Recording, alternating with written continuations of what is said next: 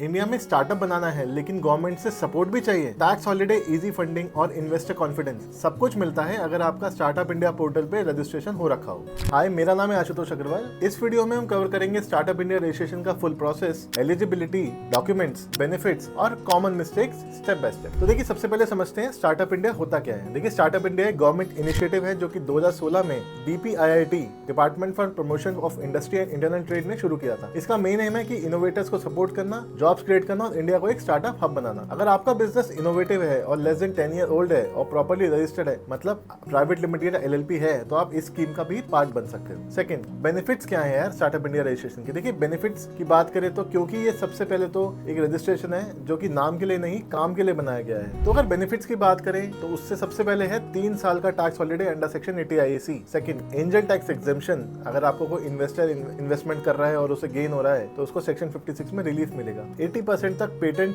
का डिस्काउंट और faster processing of trademark patents. इन्होंने 10,000 करोड़ का फंड ऑफ फंड्स का एक्सेस भी दिया है थ्रू सिड भी, जो कि गवर्नमेंट आपको देती है, आपको ग्रांट अलाउ करती है अगर आप प्रॉपर एप्लीकेशन या प्रोजेक्ट रिपोर्ट प्रेजेंट करते हैं with new technologies. Startup friendly tenders. इसके अलावा एग्जिट, अगर 90 डेज में आपको एग्जिट करनी है, अगर आपका किसी वजह से नहीं चल पाता है तो फास्ट ट्रैक वाइंडिंग अप का भी सोल्यूशन है अंडर 90 डेज इस स्कीम में। तो ये बात हुई बेनिफिट्स की। अब बात करते हैं एलिजिबिलिटी की। भाई, कौन सा बिजनेस क्वालिफाई करता है, आपको DPIIT से कौन सा बिजनेस अलाउ करेगा और कौन सी कंडीशन फुलफिल करनी पड़ेगी। देखिए, सबसे पहले बात करते हैं फिर क्राइटेरिया की। देखिए, इसमें प्राइवेट लिमिटेड, LLP या रजिस्टर्ड पार्टनरशिप वो ही अप्लाई कर सकती हैं। इसकी एज कितनी होनी चाहिए जी? 10 साल से कम होनी चाहिए। टर्नओवर 100 करोड़ से नीचे होनी चाहिए। और सबसे जरूरी बात, देखिए, आपको ग्रांट मिलेगा अगर आपको इनोवेशन या ऐसी टेक्नोलॉजी ला रहे हैं। और इसकी मेजर रिक्वायरमेंट है कि किसी भी एंटिटी से, एग्जिस्टिंग एंटिटी से स्प्लिट, मतलब उससे टूटी हुई, ऐसा ना हो कि उस एंटिटी का आपने नया स्पिन ऑफ किया और वो आपने रजिस्टर करा ली। तो अब बात करते हैं डॉक्यूमेंट्स की। देखिए, ये सब आपको रेडी रखना पड़ेगा before application of startup India registration. क्या जी? आपका इनकॉर्पोरेशन का सर्टिफिकेट, चाहे प्राइवेट लिमिटेड हो, LLP हो या पार्टनरशिप डीड हो, पार्टनरशिप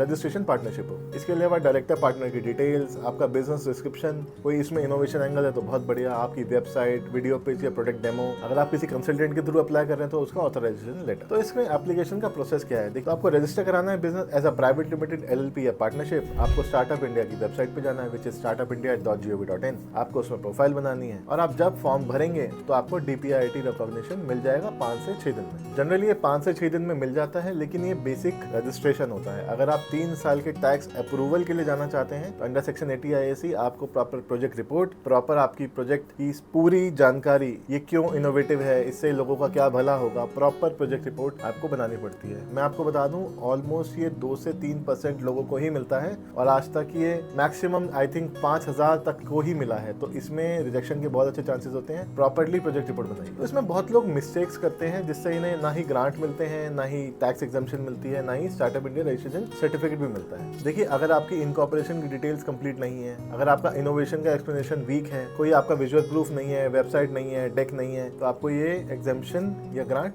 नहीं मिलेगा। तो आपको अप्रूवल के बाद क्या मिलेगा? देखिए, अगर आप अप्रूव हो गए तो DPIIT रिकॉग्निशन सर्टिफिकेट मिलेगा। पहले फेज में तो आप 3 साल के टैक्स हॉलिडे के लिए एलिजिबल बनेंगे। एंजल टैक्स की एग्जम्पशन मिलेगी, गवर्नमेंट के रिसोर्सेज, ग्रांट के रिसोर्सेज, आपको इनक्यूबेटर्स की डिटेल, आपके निवेश कंसल्टेंट्स की डिटेल, आपको सब मिलेगी। फिर पेटेंट में अप्लाई करने के बाद आपको टैक्स या उसकी जो फीस है उसमें भी आपको छूट मिलेगी। तो बेसिक क्वेश्चन आंसर्स को ध्यान में देते हैं जो कि बहुत सारे लोग पूछते हैं। चलिए, सबसे पहले शुरू करते हैं। क्या फ्रीलांसर्स या प्रोप्राइटर्स अप्लाई कर सकते हैं? Answer is no. Private limited, LLP या पार्टनरशिप, जैसे कि मैंने पहले बताया था। क्या मुझे प्रोडक्ट लॉन्च पहले ही अप्लाई करना पड़ेगा बिफोर अप्लाइंग? नहीं, ऐसा कुछ रिक्वायर्ड नहीं है। आप डेक या प्रोटोटाइप भी कर सकते हैं, उसके बाद आप अप्लाई कर सकते हैं। क्या ये स्कीम NRIs या फॉरेन फाउंडर्स के लिए भी अवेलेबल है? Yes, if a company registered in India, ये उनके लिए भी अवेलेबल है। क्या DPIIT का सर्टिफिकेट एनफ है 3 साल की टैक्स को क्लेम करने के लिए? जी नहीं, आपको टैक्स के लिए अंडर सेक्शन IAC अलग से अप्लाई करना पड़ेगा। तो स्टार्टअप इंडिया का रजिस्ट्रेशन लेना है हर फाउंडर के लिए स्मार्ट मूव। अगर आप फंडिंग प्लान कर रहे हैं, अगर आपको लगता है कि ये प्रोसेस कंफ्यूजिंग है या आपको हेल्प चाहिए विद रजिस्ट्रेशन,